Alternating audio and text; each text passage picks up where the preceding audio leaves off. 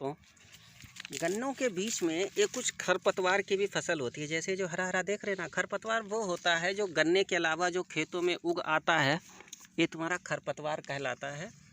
तो ये जो है तुम्हारे, इनको नियंत्रण कैसे किया जाएगा? तो नियंत्रण करने के लिए इसको हम एलाक्लोर, एटाजिन, MCPA, सिमजिन और 2,4-D का यूज करते हैं जब हम गन्ना बोते हैं या जब हमारी पेड़ी होगी तो उस समय ये जो है हम इसको नियंत्रण करने के लिए लगाते हैं।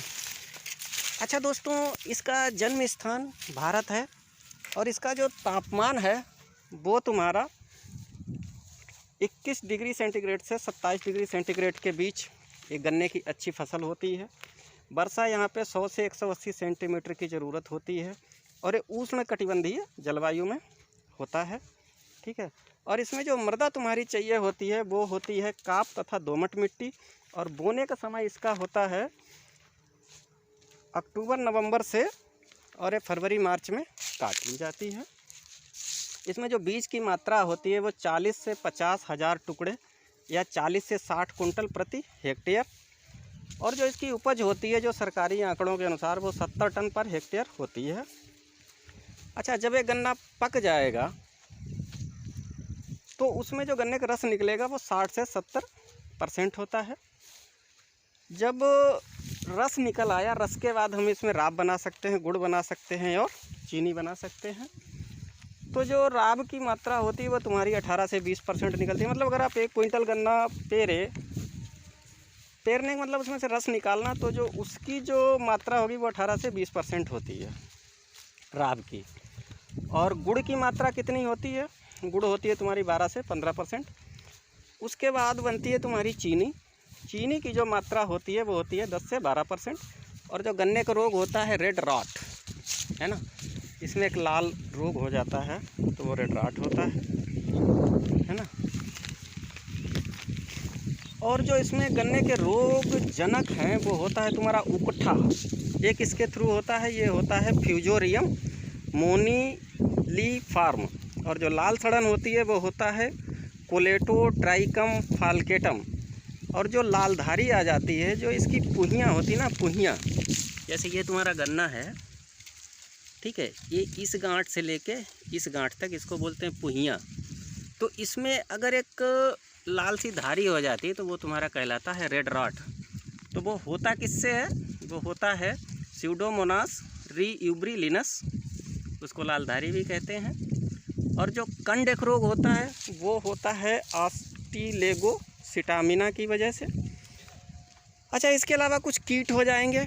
कीट मतलब कीड़े मकोड़े, तो उनको कैसे कंट्रोल करोगे? तो उनको जो है आप कंट्रोल करने के लिए इंडोसल्फान 1.25 लीटर की 800 से 1000 लीटर प्रति हेक्टेयर में घोल जो है उसका आप डाल दीजिए।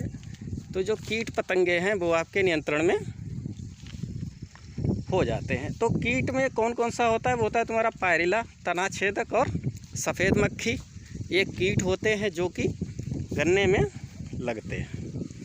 ठीक है। अच्छा, भाई उत्तर प्रदेश में कहाँ कहाँ गन्ना होता है? तो ये होता है तुम्हारा मुजफ्फरनगर, मेरठ, गाज़ियाबाद, बुलंदशहर, अलीगढ़। और तराई क्षेत्र में मुरादाबाद, रामपुर, बरेली, पीलीभीत, लखीमपुर खीरी। उसके बाद तुम्हारा पूर्वोत्तर साइड में है अयोध्या, गोरखपुर, देवरिया, आजमगढ़, मऊ और बलिया। ठीक है। खरपतवार को हम लोग बीड कहते हैं, कीटनाशी को इंसेक्टिसाइड कहते हैं और फफूंदनाशी को फुंजीसाइड कहते हैं। ठीक है।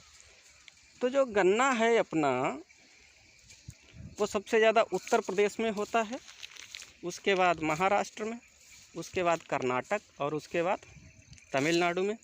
जो पहली गन्ने के चीनी मिल थी वो थी उत्तर प्रदेश के देवरिया में, जो 1903 में बनाई गई थी।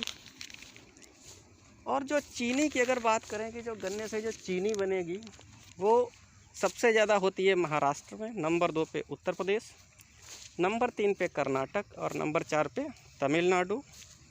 नंबर 3 पे तमिलनाडु और नंबर 4 पे आंध्र प्रदेश। और गन्ने का जो उत्पादन है वो किस देश में सबसे ज़्यादा होता है? वो होता है तुम्हारा ब्राज़ील, नंबर 2 पे भारत, नंबर 3 पे चीन और नंबर 4 पे थाईलैंड। अगर हम बात करें कि गन्ने की उत्पादकता मतलब प्रति हेक्टेयर सबसे ज़्यादा उत्पादन कहाँ होता है, तो वो होता है तुम्हारा पेरू की राजधानी लीमा जो कि दक्षिणी अमेरिका का देश है, हवाई द्वीप जो कि अमेरिका का एक द्वीप है, और इंडोनेशिया की राजधानी जकार्ता जो कि एक हिंद महासागर में एक देश है ना, हिंद महासागर के पूर्वी क्षेत्र में एक देश है।